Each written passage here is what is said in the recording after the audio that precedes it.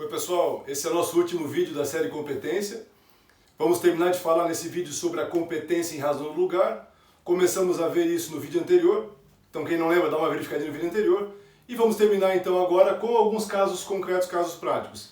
Aviso a vocês, a parte mais importante desse vídeo é o final dele, onde vamos sintetizar a matéria com uma tabelinha bem interessante, é muito importante ver até o final, tá? Porque a tabela do final é a coisa mais importante desse vídeo de hoje. Então, relembrando rapidamente, competência em razão do local, também chamada competência territorial, regra geral, artigo 70 do CPP, local em que o crime se consuma. Então veremos agora alguns casos práticos aqui para vocês, tá? Primeiro caso, a extorsão por telefone, o chamado falso sequestro. Quando você liga para alguém e fala assim, alô, tô com teu filho aqui, tô com teu pai, tô com tua mãe, dá um dinheiro. E é um sequestro falso que os tribunais classificam como extorsão. A regra que foi determinada pelos tribunais, e está nesse conflito de competência aqui, 163854 do STJ, é que o julgamento se dará onde? No local em que a vítima foi ameaçada, né, com esse telefonema. Então o local em que está a vítima é o que vai julgar a questão. Um outro ponto interessante é o estelionato feito pela internet. Nós temos cada vez mais o comércio eletrônico crescendo e cada vez mais temos pessoas que acabam sendo vítimas de golpes pela internet.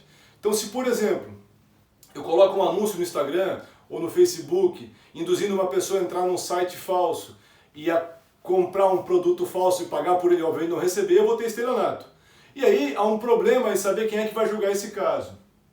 Também o STJ, nesse conflito de competência 166009, disse que o estelionato pela internet será julgado no local de onde saiu o dinheiro da conta da vítima. Então o local que está a conta bancária da vítima é o local que vai julgar o crime de estelionato feito pela internet.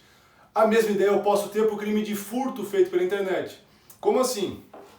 Há casos em que criminosos mandam para as pessoas cavalos de Troia para seus computadores.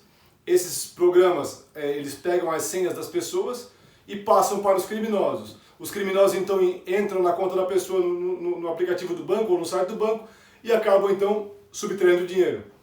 Eu tenho aí furto, vale a mesma regra. Então o furto e o estelionato feitos pela internet serão julgados no local em que está a conta da pessoa que foi prejudicada pela conduta criminosa. Próximo item, gente, olha só. Aqui é bem interessante porque ambas as súmulas do STJ, e aqui no caso do STF também, tratam do cheque. E aí isso é importantíssimo, tá? Mudando um pequeno detalhe na questão do cheque, eu vou ter a competência em um ou no outro lugar, tá? Então, muito cuidado. Primeira hipótese aqui, gente. Nós temos um crime no artigo 171, que é o crime de emissão dolosa de cheque sem fundo. Quando? Quando a pessoa que é proprietária de um cheque, já com dó de não pagar aquele cheque, emite esse cheque sem suficiente provisão de fundos, tá? Quando é que esse crime se consuma, gente? No momento em que o sacado tem o cheque na posse dele. Quem é o sacado? É o banco.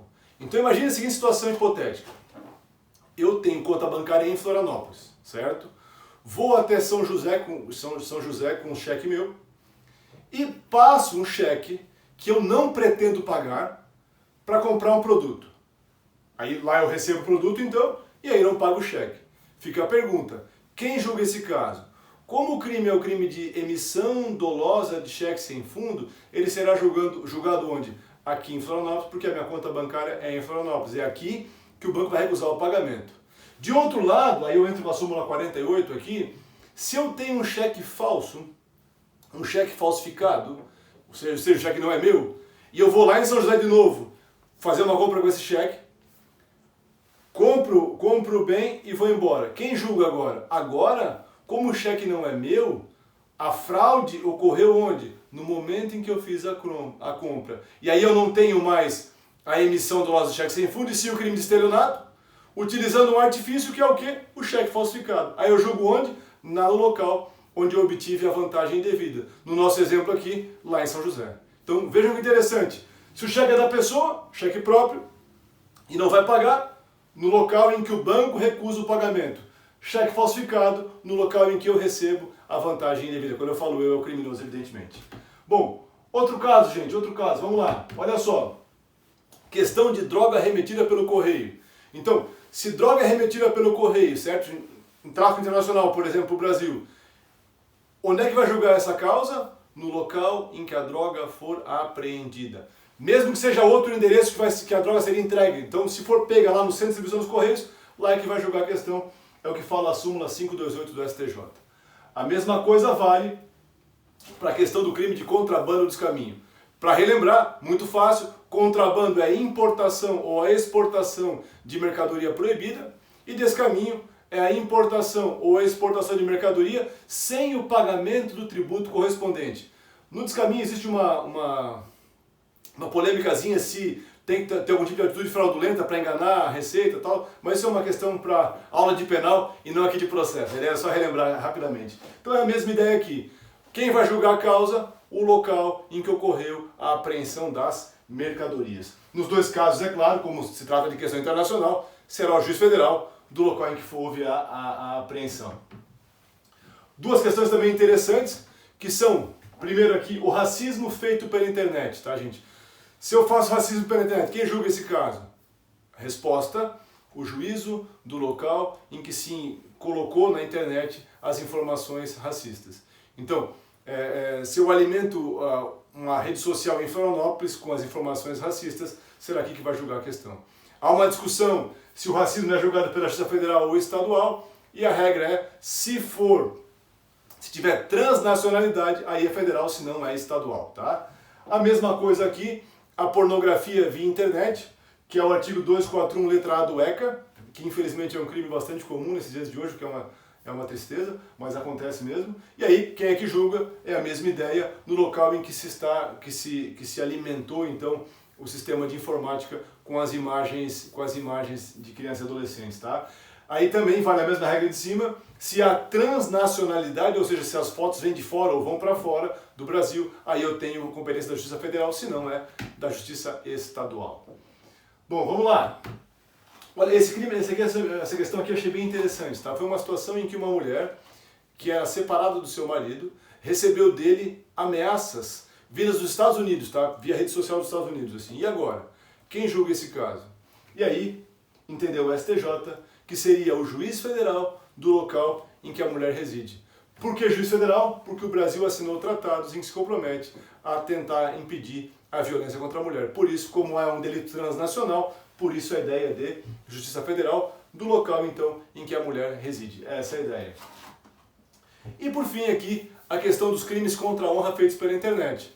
Quem é que julga? Também o local em que eu vou armazenar as informações ofensivas, naquele local que eu vou alimentar o sistema da rede social ou de algum site, algum tipo de situação, onde eu inseri a informação e é ali que vai julgar. Bacana, gente? Então aí, como eu falei para vocês no começo, agora vem o pulo do gato desse vídeo, que é essa tabelinha aqui, que é a mais importante do vídeo todinho, que é o seguinte, olha só. Como se determina a competência? Ou seja, aconteceu um crime, certo? Aconteceu um crime, e agora? Quem julga? Nós vimos que nós temos 3 critérios de competência. Competência em razão da matéria, em razão da prerrogativa de função e em razão do lugar. Mas como é que eu faço? Aí olha só, gente, tem que seguir essa regra aqui, ó. Tem que seguir isso aqui. Tem que fazer as perguntas nessa ordem que está aqui e aí tu não vai errar a competência. Então a primeira pergunta que tu faz, qual a matéria envolvida no crime? Então tu vai perguntar, opa, é federal, é militar, é eleitoral? Vai perguntar qual é a matéria. A primeira coisa é essa, tá? E tem que ser essa a primeira pergunta, porque senão tu pode errar a segunda, tá? Segunda pergunta, o acusado detém prerrogativa de função? Bom, se a resposta for sim, temos que continuar perguntando. Tá? Então a resposta foi sim, tem prerrogativa de função, beleza. O crime que ele cometeu foi praticado durante a função e em razão dela? Se a resposta for sim, eu não faço a terceira pergunta. Porque o processo fica onde? Fica no tribunal onde a pessoa tem a sua prerrogativa de função. Por que eu botei um asterisco aqui?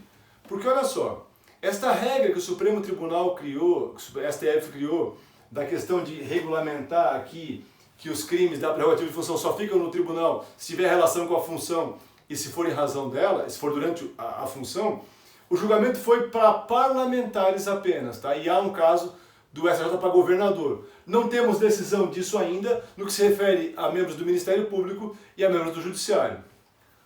se espera que tenha o mesmo tratamento, né? Mas eu só botei essa ressalvazinha aqui porque como não tem decisão para eles, ainda em tese, no caso deles, a resposta sendo sim, seria direto para cá, sem essa perquisição aqui se tem relação com a função ou não. Bom, não tendo prerrogativa de função, ou não sendo ela ligada ao cargo, né, com aquela ressalva que eu acabei de fazer, aí tu faz a terceira pergunta, que é qual o local em que o crime se consumou, e aí tu vai saber quem vai julgar a questão. Então vejam só, a pergunta 2 e a 3 elas são excludentes. Se dá tudo sim na 2, não tem a pergunta 3. Se dá algum não na 2, aí eu venho para a pergunta 3. Por que tem essa asteriscozinha aqui? Também é uma exceção para essa regra, lembram disso? A questão do crime plurilocal, em que eu tenho a ação no local e o resultado em outro. Certo? Então essa tabela aqui é essencial para a fixação da competência. Certo, pessoal? Um abraço a todos, até o próximo vídeo.